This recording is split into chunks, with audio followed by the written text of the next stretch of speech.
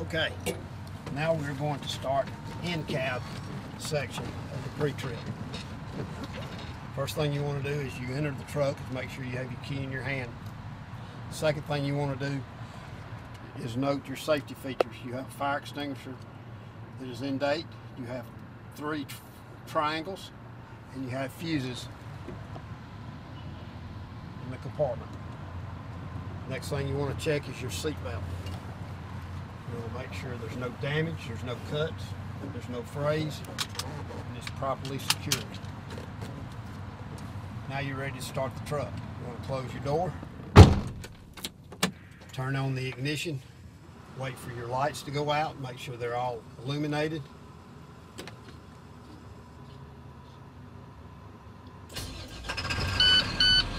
Now, oil pressures are rising, water's rising, volts are rising, air pressure is rising, fuel's at a half, your RPMs are at 725. Next thing you want to do is check your horns. An air horn and a manual horn on this truck. Next you want to check your mirrors and make sure they're in the proper position so that you can see everything you need to see around the truck. Next you want to check your windshield wipers and windshield washer fluid. It's all working properly. Next thing you want to check with your spotter outside is your blinkers. Left, right, brake lights. Then you want to check your 4-way. Headlights. High beam, low beam. Blinkers again. Lights off, brake lights. Next you want to check is your defrost. Turn it to defrost. Turn your fan motor on. It's working properly.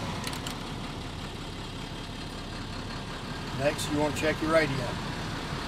Volume is working properly. Next, we're going to perform the brake check for the Class B CDL. It's very important that you do all 3 of these steps in sequence. If you deviate these steps, you will not pass. It will be automatic fail. So practice this and know this in sequence. First thing you're going to check is the parking brake test.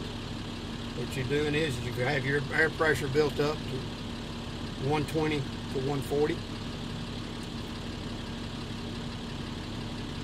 You're going to have the parking brake set. You're going to place the truck in drive.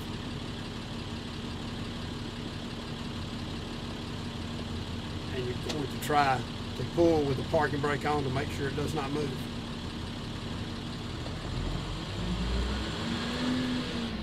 Does not move in drive.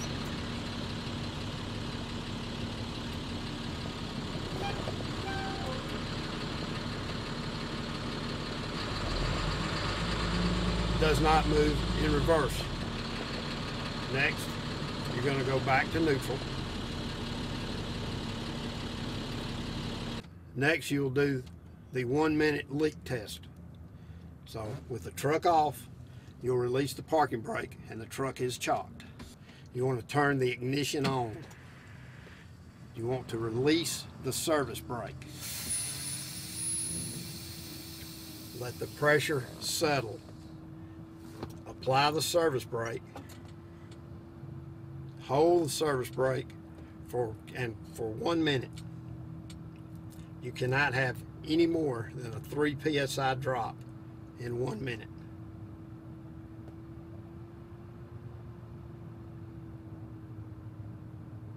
Okay, it's been 1 minute. Okay, release the service brake. For the next portion of the test, it's going to be the low pressure alarm and spring brake locks. So what you want to do with the ignition on, the service brake is in, you want to fan the brake down.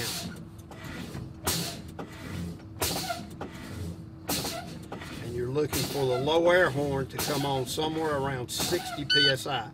It came on about 65 psi. You want to continue fanning down until the service brake pops out, which is the yellow knob on the dash. It should pop out around 40. There it comes. That concludes that portion of the test. The next portion of the test is going to be the service brake test. So what you're going to do is crank the vehicle back up, let it build air pressure up to 120 to 140. At this time, you can let the examiner know you're going to get out and remove the chocks.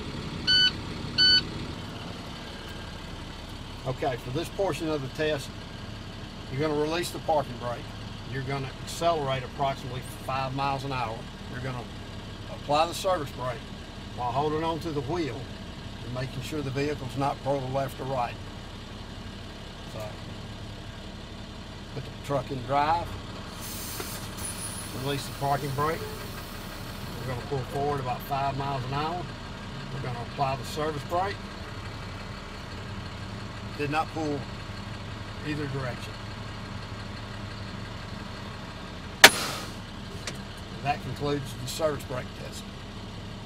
This concludes the pre-trip for the CDL driver's license. We hope this helps you in your studying for the CDL driver's license.